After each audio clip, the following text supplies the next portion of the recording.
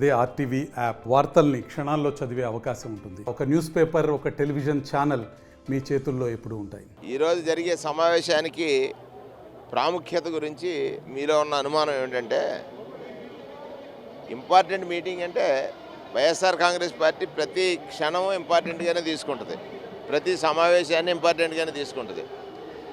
YSR party శ్రేణుల్ని ప్రతి నిమిషము అప్రమత్తపరుస్తూ ఉంటుంది. అంటే ప్రజా జీవితంలో ప్రజల కోసం పాలకులు పరితపించే విధానానికి ఇదొక నిదర్శనంగా ఇక్కడ ప్రధానంగా ప్రజలందరికీ తెలియజేయాల్సింది ఏమిటంటే, ఆశయాలతో రాజకీయ పార్టీలు పుట్టి అత్యాశ పెరిగినటువంటి సందర్భంలో ఆ రాజకీయ పార్టీ పట్ల ప్రజలు అప్రమత్తంగా ఉండాల్సినటువంటి అవసరాన్ని ప్రజలకు వివరించడం అనేటువంటిది ప్రధాన అంశం. కారణం, వైఎస్ఆర్ కాంగ్రెస్ పార్టీ ఒక ఆశయంతో పుట్టినటువంటి పార్టీ. పేదవాడి జీవితాన్ని మార్చటమే మా పార్టీ యొక్క ఆశయం.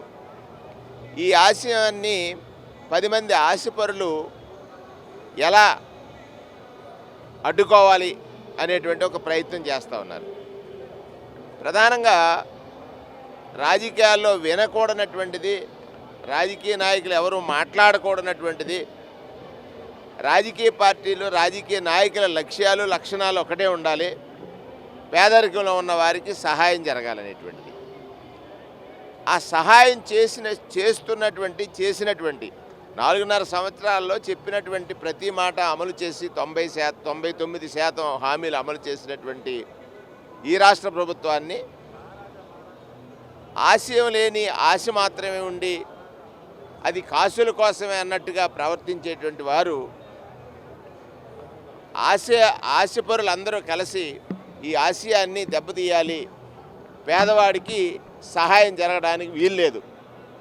వారి లక్ష్యం అది, వారి ఆశయం అది. పేదవాడుగానే ఉండిపోవాలనే ఆశయం ఆశపరులది. పేదరికం చేత పీడింపబడకూడదనే ఆశయం వైఎస్ఆర్ కాంగ్రెస్ పార్టీది.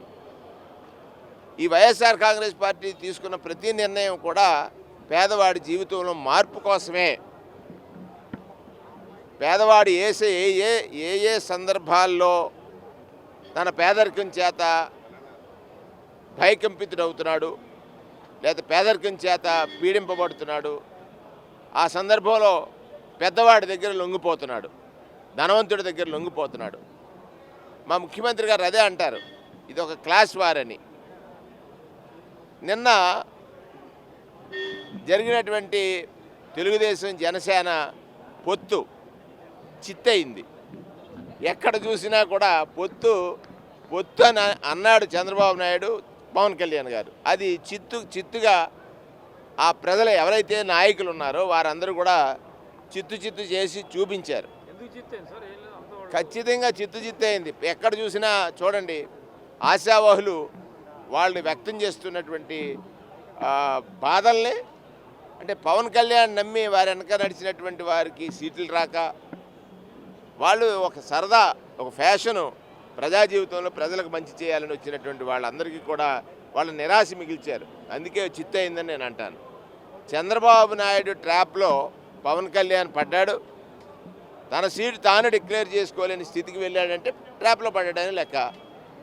ట్రాప్లో పడ్డటువంటి పవన్ కళ్యాణ్ ఆయన నమ్మొచ్చిన వాళ్ళు నట్టేట మునిగిపోతున్నాం అనేటువంటి ఆక్రందనలు చేస్తూ ఉన్నారు. దాన్ని అర్థం చేసుకోవాల్సినటువంటి అవసరం ఉంది. ఆయనకి సామాజిక న్యాయం అన్న పదం తెలియదు చంద్రబాబు నాయుడికి. సామాజిక న్యాయం అంటే ఆయన సామాజిక వర్గమే అనుకుంటాడు.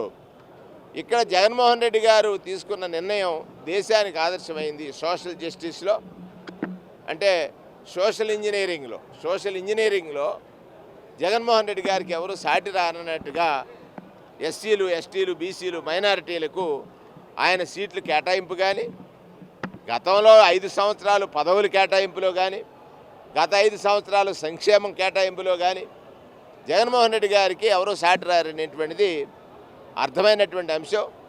ఇవాళ మరొకసారి ఎన్నికలకు వెళ్ళే ముందు ఒక దిశానిర్దేశం, ప్రతిపక్షాలు చేస్తున్నటువంటి కన్ఫ్యూజన్ రాజకీయాలకి